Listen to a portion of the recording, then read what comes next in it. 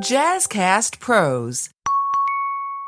Welcome back to the Igniting Hope podcast show, brought to you by the Buffalo Center for Health Equity. I am your host, Ebony White, just coming to you with what is happening in our very own community and all across the country. In this 30-minute time span, we are going to cover a great deal of information, and I hope that you will stay with us for all 30 minutes. So let's quickly get started. I'm really excited to bring our guest today is Dion Green, the founder and CEO of Fudge Foundation in Dayton, Ohio.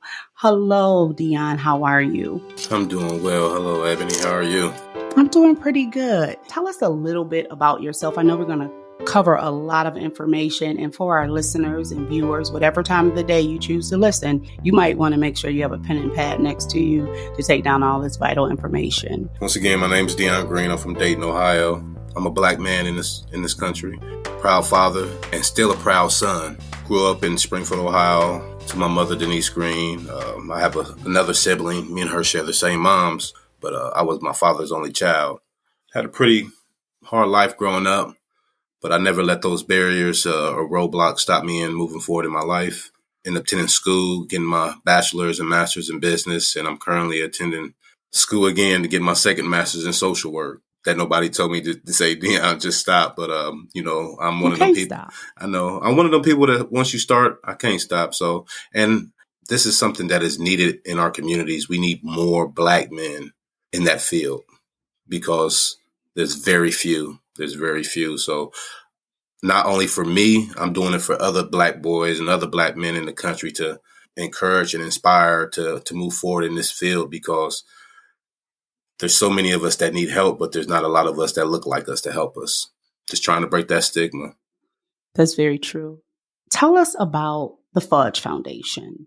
What brought you to the point of establishing that foundation, and what are the missions and the goals? So what really created my foundation was through pain and through denial. And the pain comes from August 4th, 2019, a mass shooter walked down the side of a building onto a popular entertainment district in Dayton, Ohio, and opened fire on the sidewalk and in the streets. One of the people that he killed that night just happened to be my father, Derek Fudge, that was standing beside me, along with his sister in front of me and 7 others.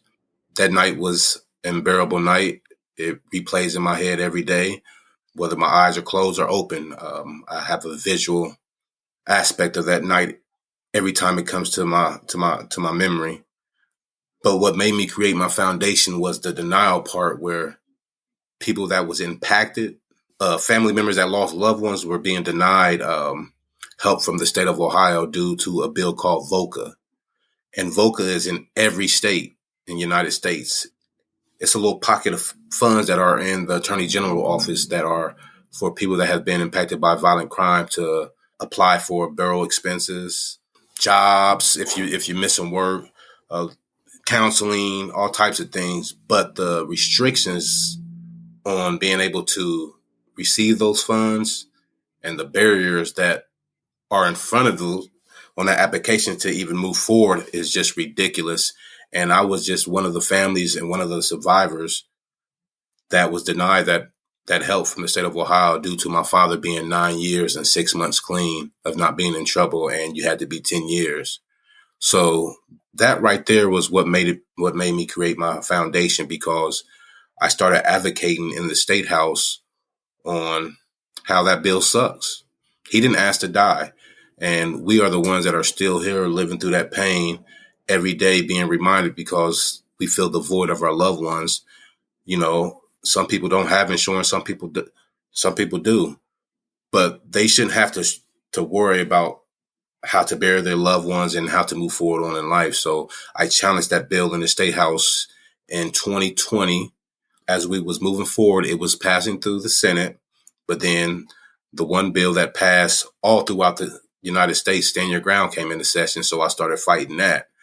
So that year, VOCA got pushed back. Then we went back at it again, and it got passed in 2022. And the revise it was just perfect. It went back 3 years, retroactive for when the shooting happened. So anybody that survived, that got denied hospital payments or stuff like that could reapply for those funds.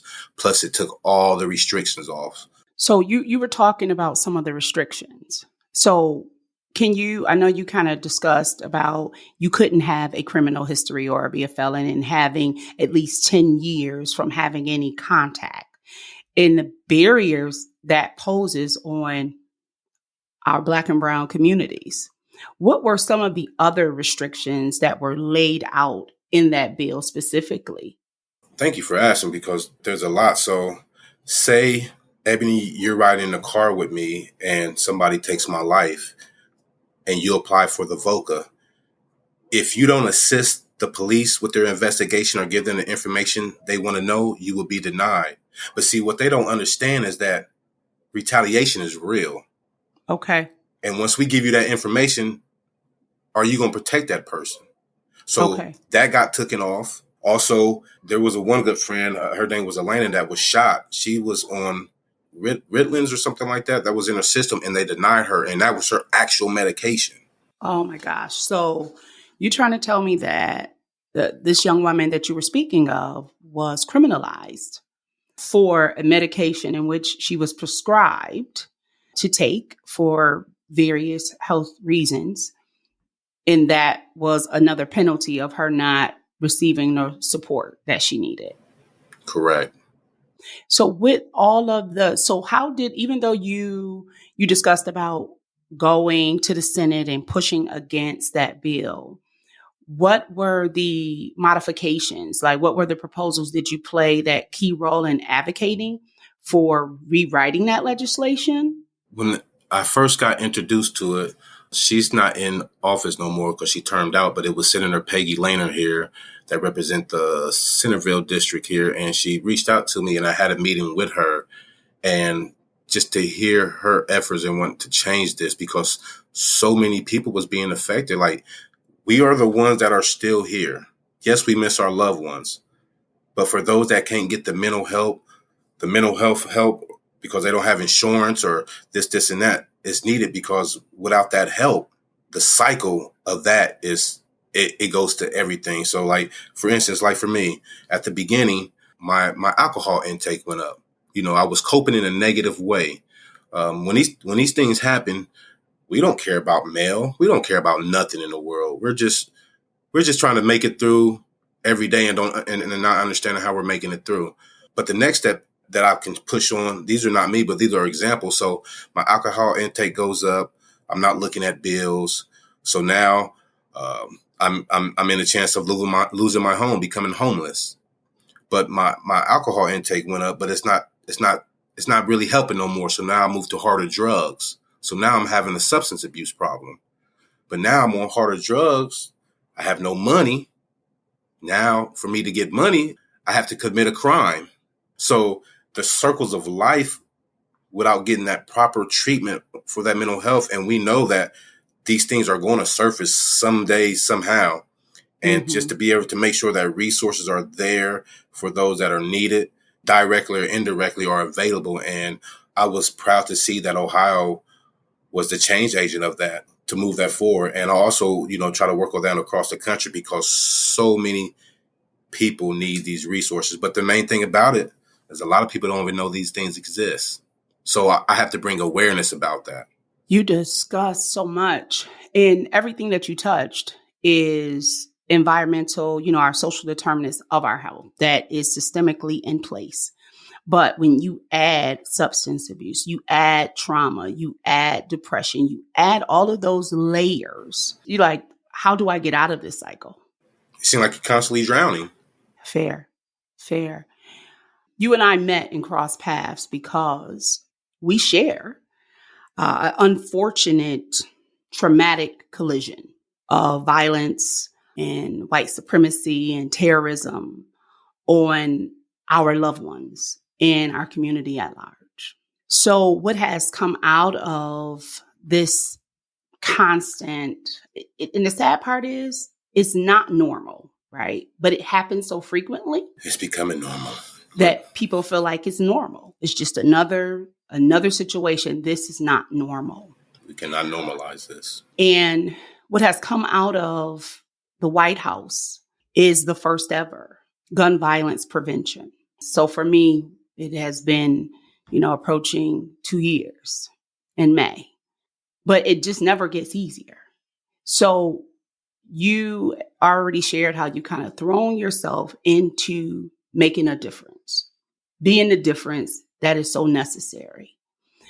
When it comes to the White House gun violence prevention, how that office itself, how have you interfaced with that office? I know most recently you had the opportunity to go to Washington, but for what you can share, would you? Well, first let me commend the leadership for the OVGP, Greg Jackson and Rob Wilcox, just to be brave enough to even step up in that position when we know at a time this issue feels like racism because it creates separation. So for them to even step up in that position to be a voice and fight this good old fight, I commend them on that. So thank you, Greg and Rob.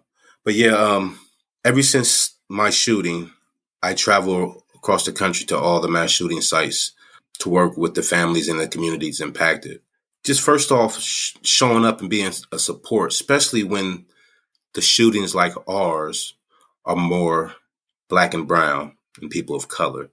Mm-hmm. Because we're seen, but we're not heard.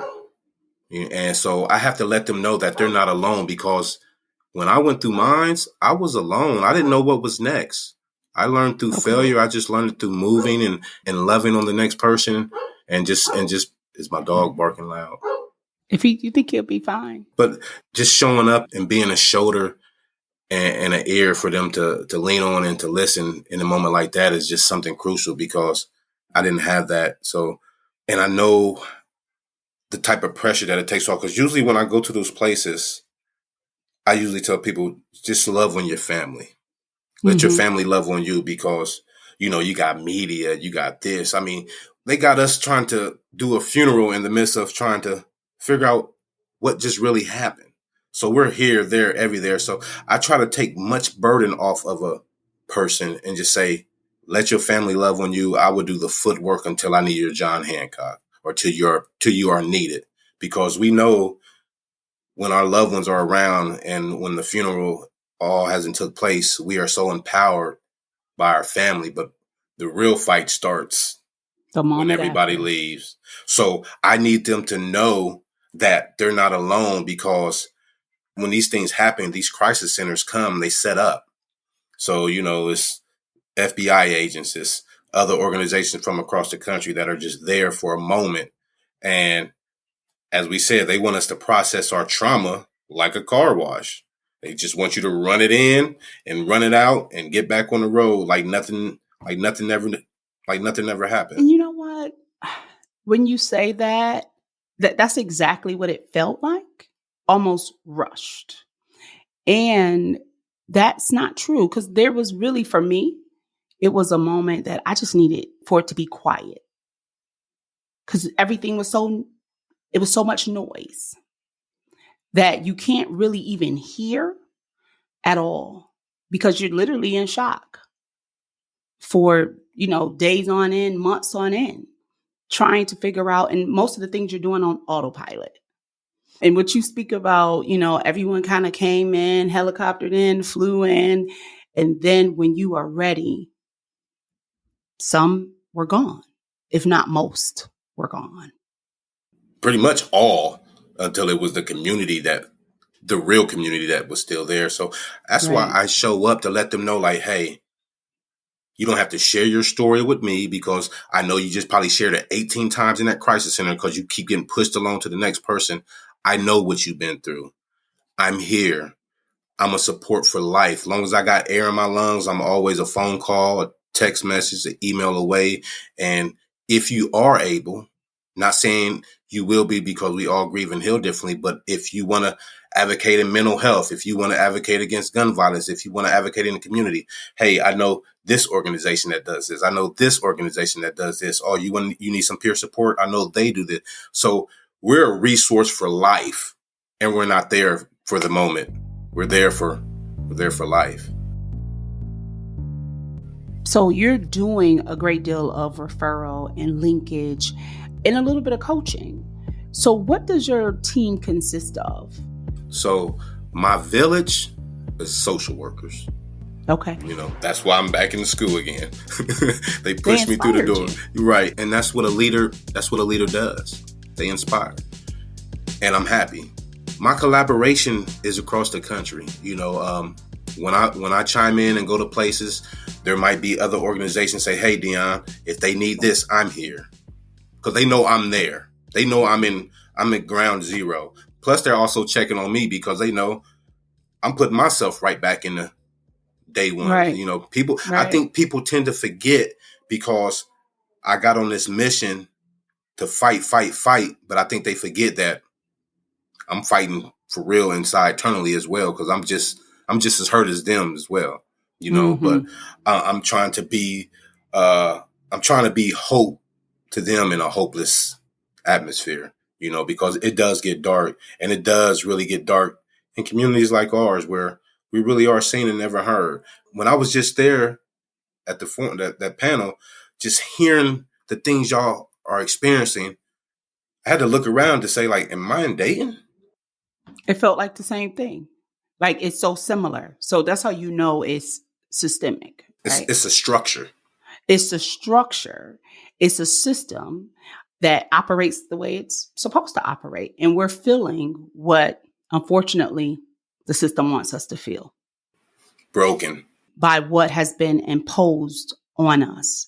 This is just so rich, but I want to give our listeners also the opportunity to hear about your write-in campaign that's happening in Ohio House District number 39, where you are running against the incumbent Phil Plummer. What brought you to this place? So, number one, you said, hey, you know what? I figured out I have something to offer still. Even despite what has happened to me, I'm going to establish this foundation.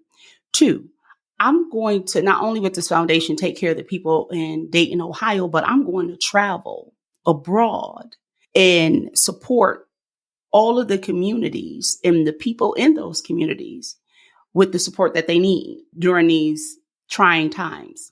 Then on top of that, I'm going to be involved in what is happening in this first ever gun violence prevention office in our very own country, in the White House. I'm going to put my eyes to that. On top of that, you know what? I'm going to finish this education too, because I want to have all of the tools essential for me to fulfill and get my community to the place I want them to get to that place, not just having the hope, but being able to arrive at what they were expecting and hoping for. That now you're going to run. You're running a write-in campaign. Why have you jumped on board with that piece as well?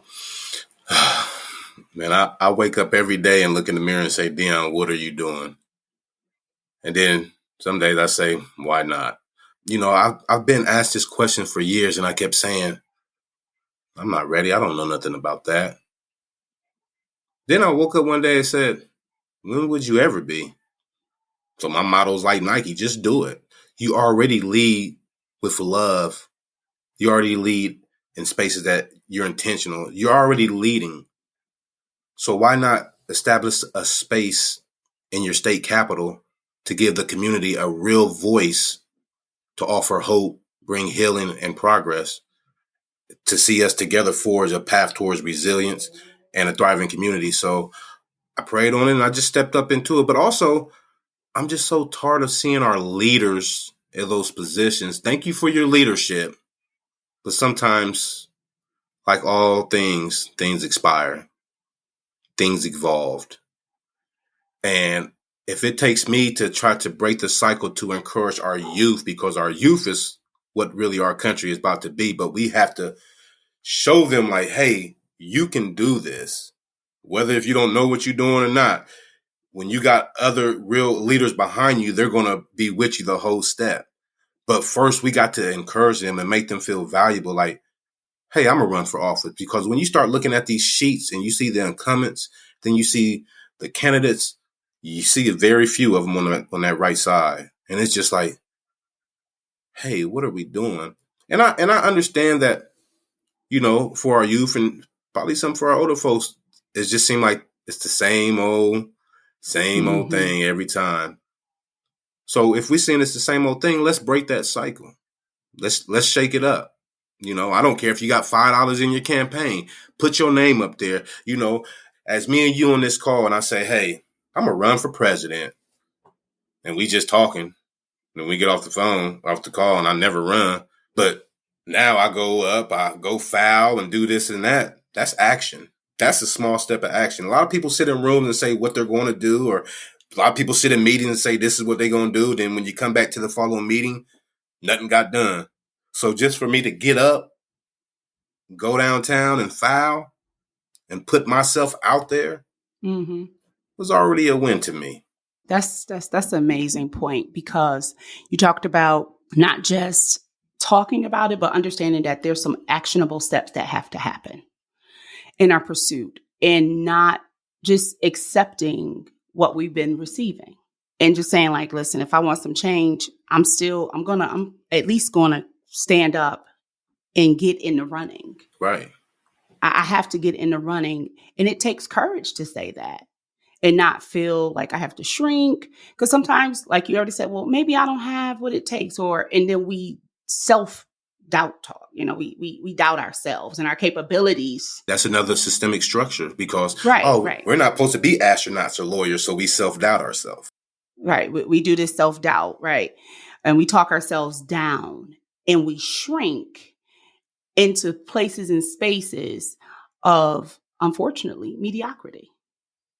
When the truth of the matter is, we are more than capable. And you spoke about the village that has wrapped themselves around you and supported you in being able to do that. And that's huge, and that's amazing. So I'm excited for you and what you're doing there in Dayton, Ohio. But I want to kind of move to what you're going to come here to Buffalo and do. You have agreed to just come be with us for our gun violence prevention youth conference that is scheduled in February 29th. Actually, all the details you can find directly on our website and any of our social media handles as well. So, how do you think us taking our stories, our tales of these two stories, and the stories that you have from the travel across the country, how do you think collectively these stories together, and along with not just the stories, which is a cultural thing, our storytelling, that's how we communicate with one another, but how do you think that's going to impact our solution of moving forward in these spaces to bring a heightened awareness that this is a public health issue? It is not just a Black and brown thing. This is violence. It's violence on mankind. In our city, it was an attack on African Americans purposefully looking for and being extremely apologetic for even injuring someone who was not African American. And in all of the other cities that this kind of terrorism has occurred, it's closing in. So when we start talking about gun violence and gun prevention and access and all of those other things that's happening, how do you think us bridging and working collectively will have an overall impact on what we want to see in policy and advocacy and legislation? Well, first and foremost, can't nothing get done without collaboration. We have to all sit at the table and have those uncomfortable conversations, whether it's law enforcement, this and that, to be able to move forward. But I think the advocacy of us steady sharing our stories, sharing what we have experienced then, now, but also what we're still seeing in our communities, from the systemic structural part of it, from schools, from easy access to guns, to people that are elevated at high risk of violence, to poverty, to underfunded public houses. Like, we have to sit down and figure out a collective on how can we bring hope back to our community, because they're really hopeless and they're seeing crime. And, there was a lady that I just had to respond to today in a message just saying, these kids are doing this, and that. They shouldn't give a second chance. I said, ma'am, you don't know their upbringing. This might be the only thing they have ever seen in their life. So they were a product of my environment. But while you're sitting here texting and asking that, won't you call the juvenile detention center group homes and see how you can help? People always got so much to say, but don't never want to step up and be a part of the change. So if you're not doing nothing, but you're talking, you're part of the problem. And I'm getting so tired of that. People always have something to say, but they don't want to be a part of the solution. Right. They keeping score. They keep score right. of all of the negative things, but not looking at how they could definitely change the trajectory. And the gun violence that are plaguing our communities, man, when you start looking at the statistics, it's like the age is getting younger and younger and younger. And it just hurts my heart because these kids haven't experienced life. They're making choices that's putting themselves in prison or in the ground. So, listen to them. But as I always say, sometimes we need to sit back and hear what their problems are, because we always tend to think we have the solutions. They have the answers. Because when I speak with a lot of my youth at work too, the main thing they always say what their problem is. What I say don't mean nothing. So basically, they don't feel value, or their words don't carry weight. So it's like we have to give them a platform and a voice. Because I agree. They know it. Can we help? Yes. And I'm guilty of this. We all are, that we will have the solution to their problems and really don't even know what their problem is. So I think it's to really share what we've been through, see some of the things, ask them questions, and let them narrate the whole topic of what does it look like without gun violence, and how can we address it. And they will give us some key components on what we need to address, because they live it. They're in it. Mm-hmm. I was somewhere and I just heard another powerful youth, just say, like, the older leaders think our voices don't matter. And that just dawned on me. Like, wow. So first, I want to thank you for all of your insight and your bravery, and just how you have put yourself out there for the benefit, not just for yourself, but everybody around you, for people to see that there is still life to be lived. Amen. After surviving a horrendous act of violence like that. And I think what you talked about is, are you saying they don't hear me? Sometimes we impose on them what has been imposed on us. So right. we discuss how sometimes you don't hear me, but then you don't see me. So how invisible we've created. Sometimes they feel invisible in these spaces. And we want to make sure that they know we can see them and we can hear them. And we want to take the guidance from them to have a greater understanding of the strategy about how to go forward and really improve the longevity and the quality of their lives. That's what it's about. Like, I'm excited to be there, because I'm going to be the student absorbing everything they're saying. Mm-hmm. And we're excited to have you and just be able to hear from our young people. So my final thought for our viewers and listeners alike: take some time, if there are some young people around you in your midst that are in your care, under your watch, make sure that you can see them and hear them. And until next time, this is the Igniting Hope podcast, brought to you by the Buffalo Center for Health Equity. And we'll see you next time. Thank you.